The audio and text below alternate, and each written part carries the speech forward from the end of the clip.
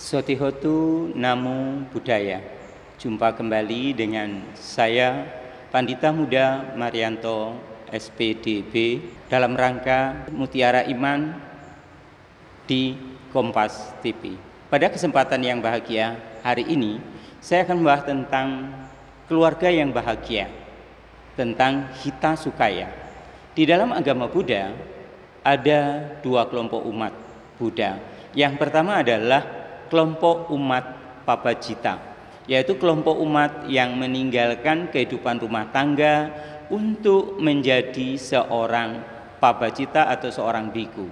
Yang kedua adalah kelompok Garawasa, di mana kelompok umat Buddha yang berkeluarga seperti saya dan mungkin pemirsa dimanapun berada. Kelompok Garawasa itu adalah kelompok para rumah tangga. Nah, pada prinsipnya kedua kelompok ini adalah mencari kebahagiaan. Apabila Pabajita mencari kebahagiaan spiritual, kita sebagai perumah tangga juga sesungguhnya mencari sebuah kebahagiaan. Sang Buddha mengatakan bahwa perkawinan itu ada 4 jenis. Yang pertama adalah perkawinan antara raksasa dan raksisi, di mana raksasa ini adalah suami yang berperilaku kurang baik, sedangkan istri juga berperilaku kurang baik. Artinya digambarkan seperti raksasa dan raksisi.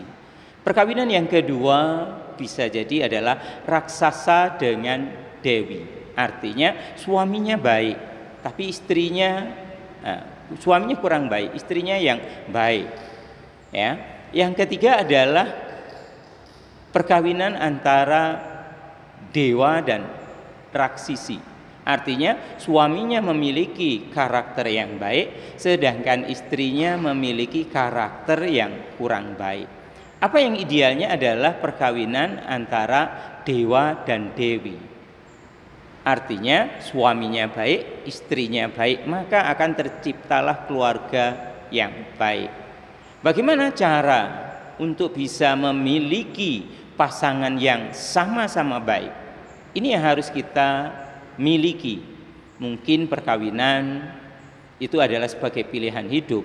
Ketika seseorang suka satu sama lain, itu terkadang tidak berpikir, tidak bisa melihat dengan sepenuhnya bahwa apakah pasangannya itu benar-benar sesuai atau tidak. Tetapi ketika sudah terjadi dalam sebuah rumah tangga, baru timbul penyesalan. Ini yang tidak boleh terjadi. Kita harus sama-sama di dalam membina keluarga itu sendiri. Pasangan itu harus memiliki apa yang disebut dengan sama sada. Artinya memiliki keyakinan yang sama.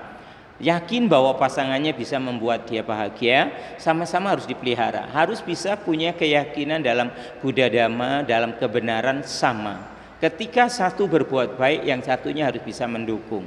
Ketika satunya memberikan sesuatu yang baik, satunya harus bisa saling mendukung. Maka disebut memiliki sama sada atau sama keyakinan. Yang kedua, pasangan akan baik sekali, akan bisa membina keluarga yang baik apabila memiliki kemoralan, sila yang baik.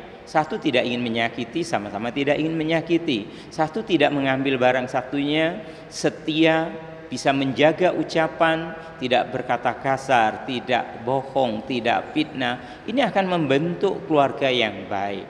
Apalagi yang kelima, sila yang kelima adalah sebagai perumah tangga harus bisa menghindari makanan atau minuman yang dapat melemahkan kesadaran.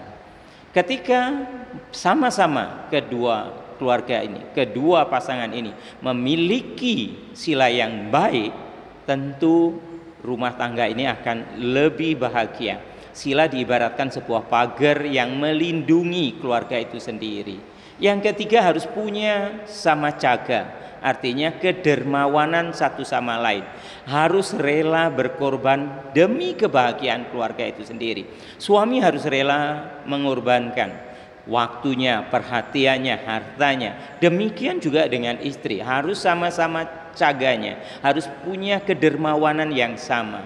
Jangan hanya satu yang berkorban, satu tidak. Ketika sama-sama rela berkorban demi kebahagiaan, maka yang ada adalah kebahagiaan. Yang keempat adalah sama banyak. Artinya pasangan harus memiliki keyakinan yang sama. ya. Pasangan harus memiliki kebijaksanaan yang sama dalam mengambil sebuah keputusan. Tentu kadang-kadang pasti ada yang kurang pas atau kurang baik. Disinilah dituntut seorang pasangan keluarga itu harus bisa bijaksana. Mungkin dalam sebuah keputusan akan merasa dirinya agak sakit, tapi itu demi kebahagiaan tentunya harus tetap dilakukan. Inilah yang harus dimiliki 4 hal. Pasangan keluarga itu akan bahagia sekali apabila memiliki harta. Harta ini akan digunakan untuk menunjang kehidupan dari pasangan keluarga. Apakah harta itu didapat dari harta warisan atau dari usaha yang dia lakukan bekerja? Ini adalah harus bisa dimiliki sebagai pasangan keluarga. Karena dalam kehidupan saat ini materi memang sangat penting, tapi kita harus bisa menggunakan materi itu dengan baik. Yaitu kebahagiaan yang kedua seorang keluarga itu sendiri adalah ketika dia bisa menggunakan harta atau materi yang didapat itu digunakan untuk hal-hal yang positif, bukan hal-hal yang justru dapat merugikan diri sendiri. Tapi kita menggunakan harta itu dengan baik, maka kehidupan itu akan baik. Yang ketiga, sebagai pasangan keluarga kita harus akan bahagia itu apabila keluarga itu bebas hutang.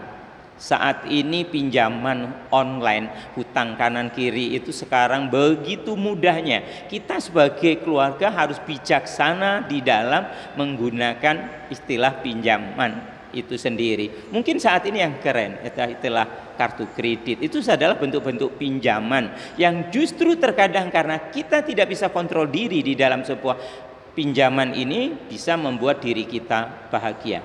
Kurangi yang namanya hutang supaya kita bisa hidup lebih tenang.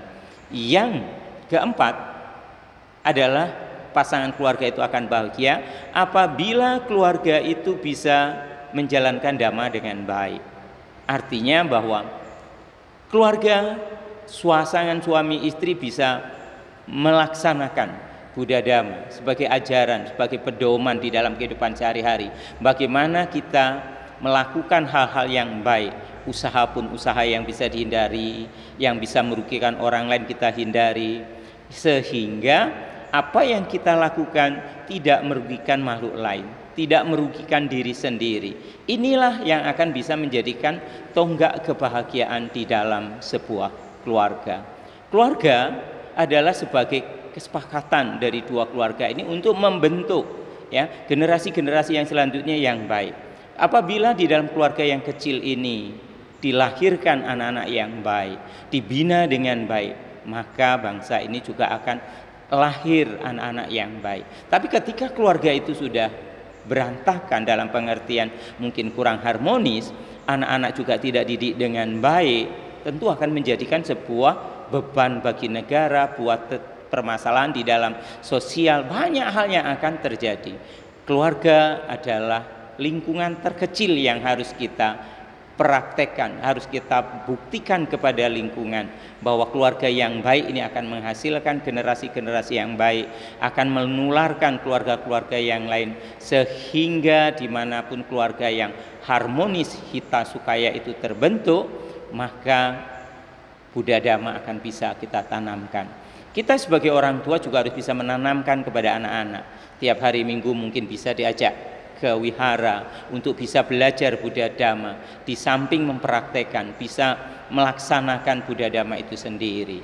Inilah yang harus benar-benar ditanamkan kepada keluarga, kepada generasi-generasi yang selanjutnya. Banyak orang tua yang hanya sibuk mencari harta tapi lupa untuk mempraktekkan Buddha Dhamma di dalam kehidupan sehari-hari.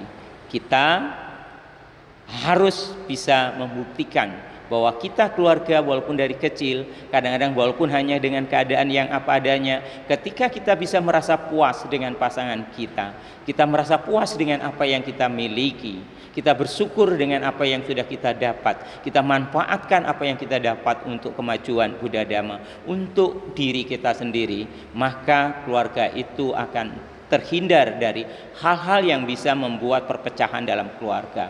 Perpecahan keluarga bisa terjadi karena adanya kurangnya komunikasi, karena adanya hal-hal yang justru muncul sering terjadi adalah dari dalam diri, karena ketidakpuasan dari pasangan itu sendiri. Demikian yang bisa saya sampaikan. Mudah-mudahan bisa jumpa kembali dimanapun pemirsa Kompas TV berada. Dan saya akhiri, Sabe Sata Bhawantu Sukitata. Semoga semua makhluk hidup berbahagia. Sadu, sadu, sadu.